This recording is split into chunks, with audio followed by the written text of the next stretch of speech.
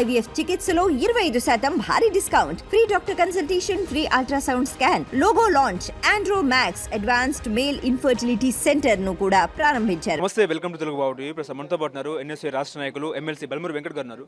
Sir, దేశవ్యాప్తంగా neat paper leakage వెనుక ఎవరి హస్తం ఉందని మీరు అనుకుంటారు? 100% ఇవన్నీ కూడా లీక్ అయినాయి బీజేపీ పాలిట రాష్ట్రాల్లో. బీజేపీ పార్టీ ముఖ్యమంత్రులు దీనిపైన మాట్లాడతలేరు. నరేంద్ర మోడీ గారు ఇప్పటివరకు దీనిపైన స్పందిస్తలేదు.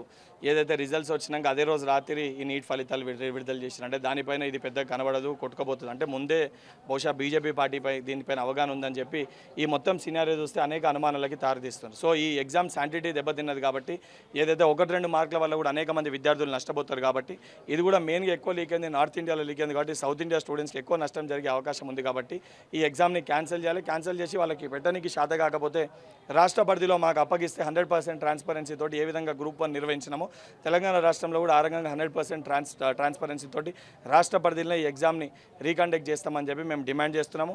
దానికి ఒక ప్రొటెస్ట్గా ఈ 24 లక్షల మంది విద్యార్థులకి వాళ్ళ కుటుంబాలకి భరోసా కల్పించే విధంగా తెలంగాణ గడ్డకెళ్ళి కేంద్రానికి ఒక హెచ్చరిక జారీ చేసే విధంగా తెలంగాణ రాష్ట్ర పరిధిలో ఉన్న విద్యార్థి యువజన సంఘాలు అందరితోటి రేపు ఏదైతే జూన్ 18 పెద్ద ఎత్తున హిమాయత్ నగర్కి వెళ్ళి అంబేద్కర్ చౌక్ వరకు స్టూడెంట్స్ మార్చ్ ఏదైతే నీట్ రిజల్ట్ పరిష్కారం పైన నీట్ సమస్య పరిష్కారానికే స్టూడెంట్స్ మార్చ్ పేరిట ప్రోగ్రామ్ని చేపట్టబోతున్నాం.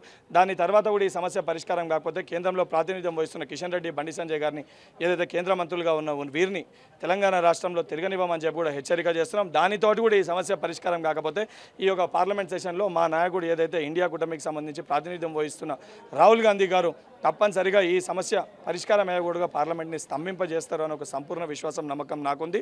అవసరమైతే ఇక్కడ అందరితోటి కూడా ఏకదాటిపై కూర్చొని చర్చించి అన్ని విద్యార్థి యోజన సంఘాలు కూడా చెలో ఢిల్లీ కార్యక్రమాన్ని కూడా చేపడతాం. ఎన్టీఏను ప్రక్షాళన చేయాలని మీరు అనుకుంటున్నారా? 100% ఈరోజు చాలా స్పష్టంగా తప్పు జరిగిందని చెప్పి ఉన్న ఎన్టీఆర్ రద్దు చేయాలని చెప్పి మేము డిమాండ్ చేస్తున్నాం. మా 6 డిమాండ్లు అది కూడా ఒక డిమాండ్. అంటే రాష్ట్రాలకు అప్పగించాలని మీరు భావిస్తున్నారా? 100%. ఎందుకంటే కేంద్ర పరిధిలో వాళ్ళు ఎగ్జామ్ కండక్ట్ చేయలేకపోతున్నప్పుడు విద్యార్థులు నష్టపోతున్నప్పుడు 100% అది రాష్ట్రాలకు అప్పచెప్తే 100% ట్రాన్స్పరెన్సీతో ఎగ్జామ్ కండక్ట్ చేసుకోగలుగుతామన్న ఉద్దేశంతో అప్పచెప్పమని డిమాండ్ చేస్తున్నాం. అంటే పరీక్ష మీద చర్చించే నరేంద్ర మోదీ పేపర్ లీకేజ్ ఎందుకు చర్చించట్లేదు అంటే మీరు ఏమంటారు? ఇప్పుడు ఆయన ముఖ్యమంత్రులు, ఆయన మంత్రుల దీంట్లో ప్రాతినిధ్యం వహించినప్పుడు నరేంద్ర మోడీ గారు ఈరోజు సంకీర్ణ ప్రభుత్వంలో ఎవరిని కూడా ఏమనే పరిస్థితుల్లో ఎవరిని బయట పెడితే ప్రభుత్వం ఏడకూలిపోతాను ఒక భయంతో ఆయన ఈరోజు ఒక పొలిటికల్ మోటివ్ తోటి ఆలోచించి తెలంగాణలో ఉన్న విద్యార్థులకి ప్రజలుగా అన్యాయం చేసే దిశగా పనిచేస్తుండే చాలా స్పష్టంగా ఆయన పనితీరులో కనబడుతుంది. ఆ పనితీరుకు వ్యతిరేకంగానే మేమందరం ఏకదాటిపైకి వచ్చి పోరాటం చేస్తున్నాం. నీటు పరీక్షలు 24 లక్షల మంది రాస్తే 14వ తేదీన విడుదల కావాల్సిన ఫలితాలని 4వ తేదీన ఎందుకు విడుదల చేశారనేది మొదటి ప్రశ్న. అసలు ఆ రోజు సార్వత్రిక ఎన్నికల ఫలితాల రోజే అంత ఆడావుడిగా విడుదల చేయాల్సినటువంటి అవసరం ఏమొచ్చింది అంటే స్పష్టంగా మొదటనే అర్థమవుతుంది. పేపర్ లీకులు జరిగినవనేది, గంబ్లింగ్ జరిగిందని అర్థమవుతూ ఉన్నది. 24 లక్షల మంది జీవితాలతో ఆడుకోవడం అంటే మామూలు విషయం కాదు. నిజంగానే ఇంతకుముందు మిత్రులు మాట్లాడినట్టు ఆవుల మీద స్పందిస్తున్నటువంటి కేంద్ర మంత్రులు విద్యార్థులకు సంబంధించిన భవిష్యత్తు మీద ఎందుకు స్పందిస్తలేరో అర్థం కావట్లేదు. విద్యార్థులే ఈ దేశ భవిష్యత్తుని మార్చేవాళ్ళు, విద్యార్థులే ఈ దేశానికి జ్ఞానం అందించేవాళ్ళు. అట్లాంటి జ్ఞానాన్ని ఈరోజు జ్ఞానాన్ని అమ్మలేరు అంటున్నారులే కానీ ఈరోజు పాలకులే జ్ఞానాన్ని అమ్మే పరిస్థితి ఎదురైంది. ఎందుకోసం అంటే పేద బడుగు బలహీన వర్గాల విద్యార్థులు చిన్న చిన్న ఆస్తుల్ని అమ్ముకొని తాకట్టు పెట్టి కోచింగ్లు పోయి మా పిల్లలు డాక్టర్లు అవుతారని ఆశలు పెట్టుకుంటే వాళ్ళ ఆశల మీద నీళ్లు జల్లినటువంటి పరిస్థితి. అందుకనే ఏదైతే ఈ నీట్ ఫలితాల మీద అవకతవకలు జరిగినావో తక్షణమే న్యాయ విచారణ జరిపించాలి. ఆ విచారణ కూడా నిష్పక్షపాతంగా ఉండాలి.